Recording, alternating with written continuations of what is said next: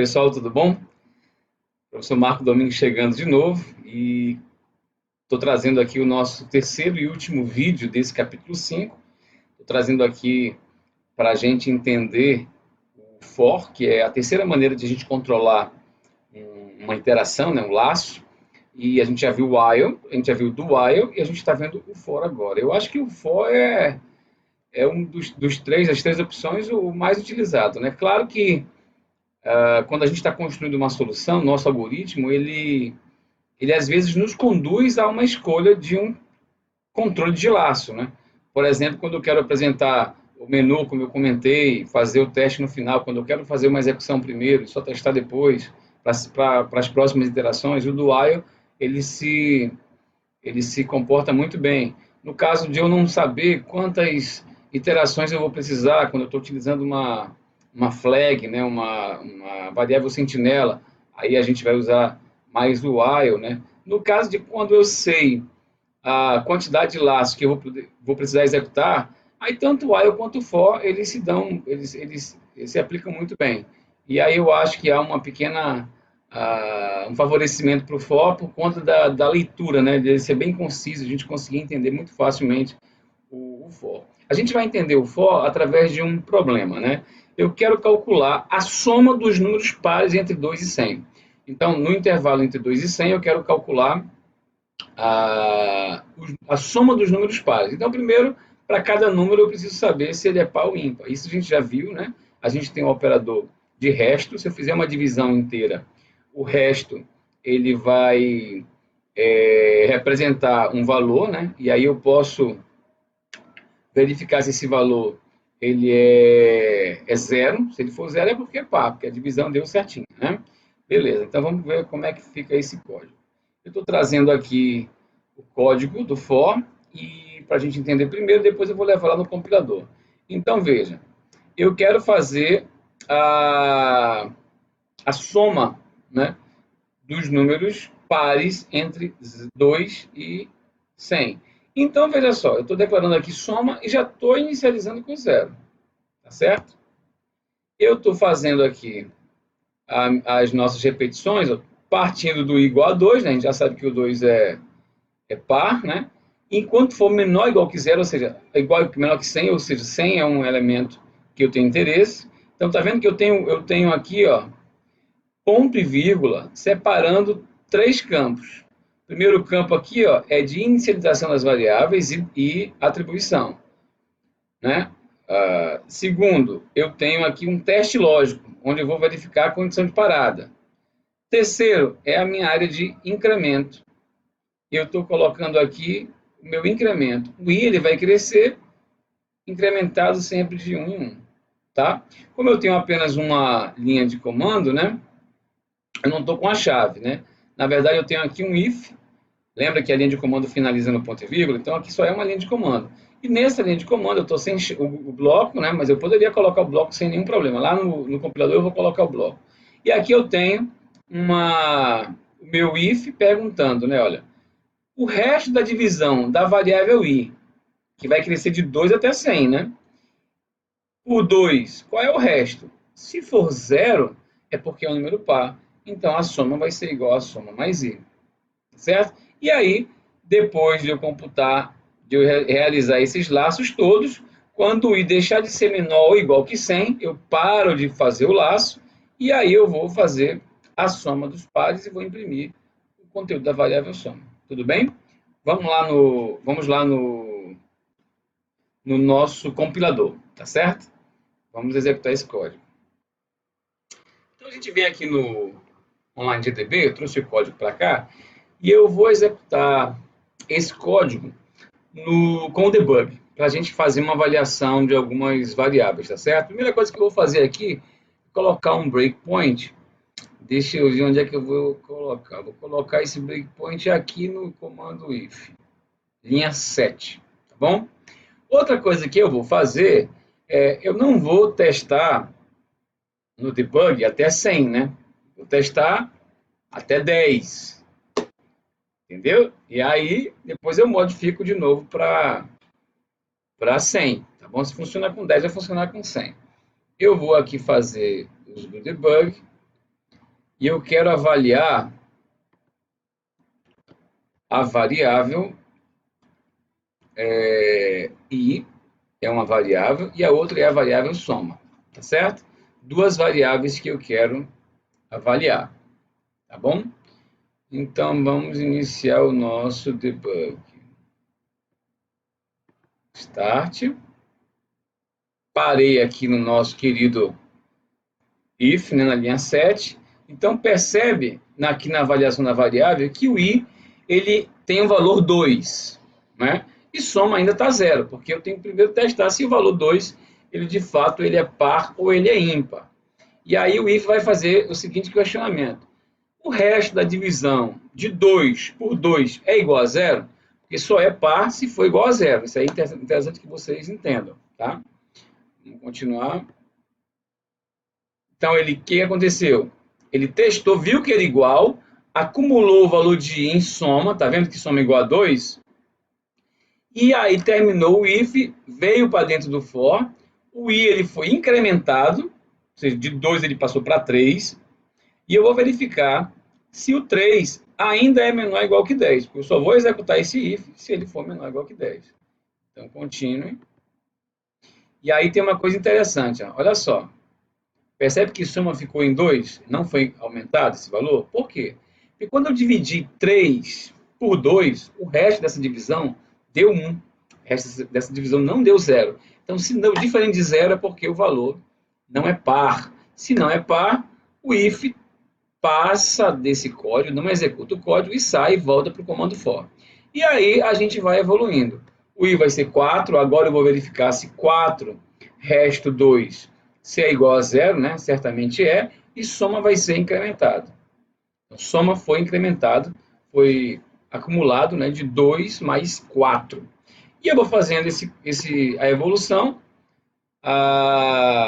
passando pelos números ímpares e acumulando os números pares, até que eu tenho o i. Vamos ver agora, o i agora é 9, o i agora é 10, mas 10 ainda é menor ou igual que 10. Então, eu executo. Quando eu volto para o meu if, o i passa a ser 11, e aí eu saio do meu for, tá certo? E eu tenho que a soma dos números entre 2 e 10 é igual a 30. Tudo bem? Agora eu vou encerrar aqui essa nossa avaliação de bug, vou parar, e eu vou trazer de novo aqui para o valor 100, e a gente vai executar. A soma dos números pares entre 2 e 100 é 2.550. Então, normalmente, quando eu vou fazer meus códigos, que eu tenho série, um grupo muito grande para testar, eu testo com um valor pequeno. Uso o debug para entender se a minha lógica está correta, e se estiver correta, aí, quando eu for entregar o produto do meu trabalho, eu coloco dentro das especificações do problema, tá bom? Vamos voltar lá para a transparência para a gente continuar estudando fora. Então, voltando aqui na transparência, tem um quadro bem interessante, né? O C, ele preza muito, ele tem muitas alternativas para escrever os comandos de forma mais simples, mais sucinta. Às vezes, eu não vou dizer nem simples sempre, né? Às vezes, escrever de forma mais sucinta não deixa o código muito simples de entender. Mas aqui é uma coisa bem interessante que é muito utilizada. Dá uma olhada aqui, ó. Eu tenho i igual a i mais 1. O que eu estou fazendo aqui? Eu estou incrementando, eu estou adicionando o valor 1 para a variável i. Então, eu pego o valor que i já tem e somo 1 e devolvo esse valor para o i. A gente chama de incremento. Uma outra forma de eu fazer isso é essa aqui, ó. I mais igual a 1, ponto e vírgula. I mais igual a 1 é exatamente igual, tem a mesma função de i igual a i mais 1. Eu posso fazer isso com qualquer operador aritmético, olha só. I igual a i menos 2 equivale a i menos igual a 2. Produto também pode? Pode. I igual a i vezes y equivale a i asterisco, né, que é o produto, igual a y. Lembra que isso aqui tem que ser junto, tá? Então, ele funciona dessa forma, tá certo? A gente consegue escrever uma expressão de forma mais concisa, né? Então, nesse caso aqui, ó, a gente poderia trocar i igual a i mais 1 por i mais igual a 1, que é exatamente o mesmo código. Vamos ver uma outra maneira de escrever isso aí, que é mais usada ainda? Olha só, eu uso bastante em C, em outras linguagens também, Java, por exemplo, essa notação para incrementar. Mais i ou i mais mais. Menos i ou i menos menos. Nesse caso aqui, em que eu tenho o incremento e o decremento da variável sem atribuir esse valor para uma outra variável, não tem problema esses incrementos aqui, eles têm a mesma função. Tá? Esse mais i mais, nesse caso são equivalentes. Menos i e menos, nesse caso também, essas duas instruções são equivalentes. Quando é que eu vou modificar o entendimento? Quando eu faço o incremento ou decremento, né? E aí eu tenho que atribuir esse valor para uma outra variável. Aí a gente vai dar uma olhada no próximo slide, tá bom? Então, só para recapitular, mais i e mais é a mesma coisa que i igual i mais 1. Tá? Estou incrementando. E no caso de decremento, ou seja, retirando um valor, tirando 1 do valor, eu tenho o menos i ou o i menos, tá bom? Olha essa outra forma aqui, ó. Perdão, antes disso, vamos dar uma olhada numa simplificação do nosso código. O que eu tenho que estar perguntando? Eu preciso realmente testar se o número é par ou ímpar? Não, a gente pode construir uma lógica de tal forma que eu possa fazer a modificação do valor do i de 2 até 100, partindo de 2 e somando 2. Então, olha nesse caso aqui, ó. I igual a 2, né? Parte de 2. Eu vou testar até que ele seja maior que 100, né? Ou seja, 100 está no intervalo. E ao invés de eu fazer o incremento de 1 em 1 e fazer o teste, eu somo de 2 em 2, partindo do pressuposto que 2 é par. Então, o soma vai ser acumulado, é uma maneira mais rápida de resolver o código. E nesse aspecto é muito interessante vocês pensarem nisso. É possível que exista sempre uma maneira mais rápida de resolver aquele problema que vocês estão enfrentando, tá bom? Então, a gente tem uma área de ciência da computação para analisar essa complexidade dos algoritmos e aí dizer quão mais rápido é um algoritmo em relação ao outro, né? Tá certo? Bom, e aqui vem o que eu estava querendo dizer. Nesse caso, dos operadores de incremento e decremento, quando eu não tenho atribuição, eles são, o comportamento é igual, é exatamente igual, são iguais. Mas quando eu tenho uma atribuição, olha aqui desse caso, y igual a x mais mais, eu tenho uma operação de incremento e eu tenho uma atribuição. E aí, quando eu tenho esse cenário, há diferença, existe diferença entre x e mais x, né? Existe, porque eu tenho uma atribuição. Então, esse código aqui é bem interessante para a gente tentar entender como é que funciona esse incremento e como é que funciona o incremento quando eu tenho que atribuir para um valor. Então, dá uma olhada aqui, ó, x igual a 10 e y é uma variável que inicialmente não tem nenhum valor. Eu tenho um printf aqui para imprimir o valor de x e uma mensagem, né, dizendo que vou incrementar o valor de x na próxima instrução. E aqui eu tenho impresso, né, o incremento de x. Nota que eu tenho x mais mais, não tem atribuição. Depois eu vou imprimir x. Né? Agora eu tenho uma atribuição. Percebe que o igual, ele está igual x mais mais. Nesse caso aqui, a ordem de precedência é a seguinte. Primeiro eu vou jogar o valor de x em y e depois é que eu vou fazer o incremento. Entendeu? Primeiro eu atribuo o valor de x para y e depois é que eu vou incrementar o valor de x. Olha nesse outro caso aqui, ó.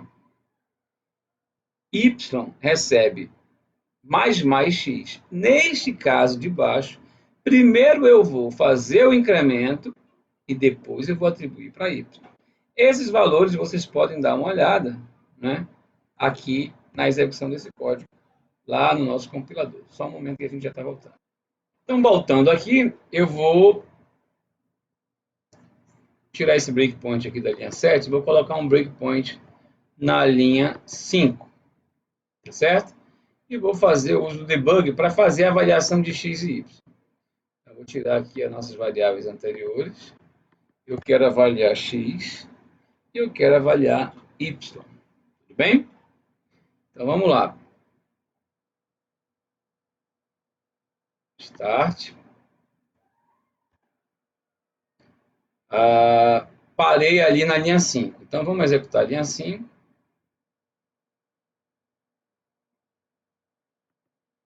Na linha 5, eu estou usando agora o step over, porque eu quero passar de linha por linha, tudo bem? Então, vamos dar uma olhada aqui. Ó. X recebeu 10 e Y está com 0 aqui, mas na verdade Y está com valor um lixo, né? Qualquer coisa que estava na memória, tá certo? Próxima linha é a impressão, né? Aqui vamos imprimir uma mensagem, né? Imprimir o valor de 10. Aqui eu não preciso muito me preocupar com essa impressão, porque eu estou controlando lá a variável, né? Aqui eu tenho de novo uma impressão com um incremento. Então vamos dar uma olhada. Eu incrementei o valor de x, porque eu tenho um x mais mais. Mas será que eu imprimi? Qual foi o valor que eu imprimi? Qual foi o valor que eu imprimi? Primeiro eu imprimi, olha só que interessante. Eu usei a impressão e eu imprimi o valor 10, que era o valor que tinha dentro da variável x. E depois é que eu fiz o incremento. Olha que legal. Então tem que tomar cuidado com o uso do incremento, né? Tem que tomar cuidado. Então percebe de novo. Tá vendo essa mensagem que está aqui em azul, ó, que eu grifei, ó? Aqui, ó. Essa é a mensagem da impressão da linha 8. Só que a variável x ela foi incrementada.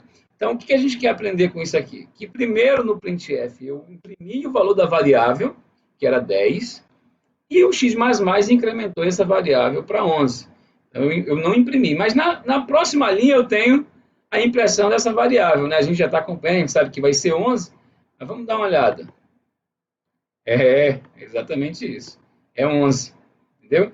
Então, no caso do printf, quando a gente utilizou printf x++, eu primeiro imprimi o valor da variável e eu incrementei em seguida. Agora eu tenho uma atribuição, olha só isso aqui interessante. O y vai ser igual a x++, mesma coisa do printf. Eu tenho uma igualdade, uma atribuição, e eu tenho depois o incremento. Então vamos ver como é que vai ficar. Será que primeiro eu vou atribuir para y, depois eu vou incrementar, como no caso do printf? Vamos dar uma olhada? Step over. Então eu tenho, olha só que legal. O y recebeu o valor de x, que era 11. Entendeu? E depois é que o x foi incrementado para 12. Então, do mesmo jeito lá do caso do nosso querido printf. E aqui a gente tem a impressão do y e x, a gente já está avaliando lá nas expressões e vai imprimir de fato 11 e 12. Tá certo? O que tem nesse comando printf aqui? Tem algum incremento? Não, não tem incremento não. 12 é só uma mensagem, né? E agora eu tenho mais x. Eita, será que a gente então tem um comportamento inverso? Será que nesse caso, primeiro eu faço a computação do incremento e depois eu faço a impressão?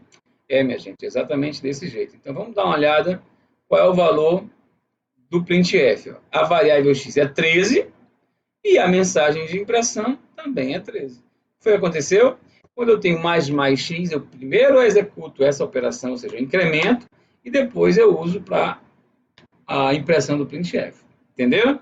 Vamos ver então se nesse caso aqui y igual a mais x segue o mesmo pensamento do caso do printf, né?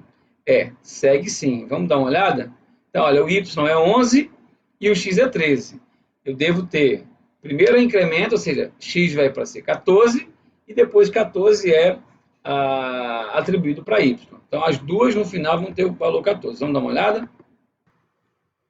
Então, aqui, ó, será que o y, de fato, ele vai primeiro receber o x incrementado, porque eu tenho ali o mais x, né? Como aconteceu no printf, vamos dar uma olhada, né? Então eu tenho ali, ó, x igual a 13, y igual a 11. Então nesse caso, o que vai acontecer? O x vai ser incrementado para 14 e 14 vai ser atribuído para o y, né? Vamos lá ver. X e y estão com 14. E aqui o printf vai fazer a impressão dessas mensagens. Tudo bem? É isso aí. Vamos dar uma pausa agora, vamos lá de novo na transparência, que a gente vai ver os comandos break e o comando contínuo. O break a gente já conhece do switch case, né? Vamos ver como é que ele pode ser utilizado em outro contexto? Vamos lá. Então a gente está aqui com o comando break, a gente já viu o break ali sendo utilizado no switch case, né? Como é que o break vai funcionar dentro de um laço? Então dá uma olhada aqui, eu tenho um laço controlado aqui por uma constante quantidade de repetições, que é igual a 10, e eu tenho dentro desse meu laço, né, que vai partir de 0 até 10, vou incrementando aqui a variável i de 1 em 1, eu vou testar o i igual a 5. Quando o i for igual a 5, eu vou acionar o comando break. Esse comando break ele vai interromper a execução do loop. Ele vai sair do laço, ele não executa mais nenhum laço, ele vai para a primeira linha após o comando for, que é o meu printf. Então, executando esse código, eu aconselho que vocês executem, eu não vou executar aqui agora, executem esse comando aí, esse programa, tá? Para vocês analisarem, e eu diria até mais, façam com o uso do debug, para vocês observarem o valor da variável i quando o programa é interrompido, certo? Então, quando encontra o break, ele abandona o laço. E o comando continue? Pode ser que vocês enfrentem algum problema para resolver, que vocês precisem interromper apenas a continuação daquele laço. Nesse caso, não é o break. Nesse caso, eu vou utilizar o continue. Por quê? Quando eu encontrar o continue, eu pulo apenas o restante daquele código do loop. E eu volto, eu não saio do loop inteiro. Eu interrompo aquele bloco de execução. E no próximo eu retorno o restante dos laços, tá bom? Então é interessante aqui que vocês façam esse código, né? Utilizando o debug para vocês analisarem. Bom, o capítulo 5 é isso. A gente vai se encontrar no capítulo 6. Não esqueçam que tem uma mini avaliação desse capítulo. Um abraço, a gente se vê.